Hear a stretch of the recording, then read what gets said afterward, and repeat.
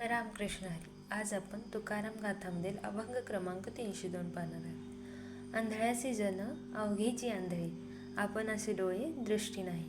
ओळघा विषतुल्य लागे हे मिष्ठान, तोंडासी कारक चवी नाही. तुका म्हणे शुद्ध नाही जो आपण, तया त्रिभुवन अवघे खोटे.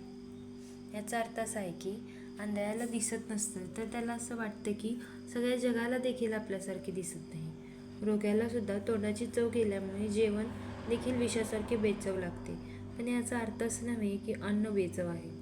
याचं एक उत्तम छान उदाहरण म्हणजे जर एका दिवशी आपण चिंताग्रस्त असलो तर सगळ्या जगाकडे आपण जग देखील चिंताग्रस्त आहे अशा नजरेने बघतो. किंवा आपण आनंदी असलो तर संपूर्ण जगात चैतन्य पसरल्यासारखे वाटते.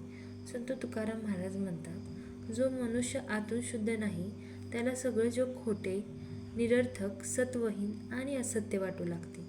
मन शुद्ध नसेल तर विचार कसे शुद्ध राहतील? विचार शुद्ध नसेल तर आचरण शुद्ध कसे असेल? तुकाराम महाराज ह्या अभंगातून हाच संदेश देतात, हाच उपदेश देतात की आधी आपण स्वतः शुद्ध व्हा, म्हणजे जग देखील शुद्ध वाटू लागेल. धन्यवाद. जय जय रामकृष्ण हरी.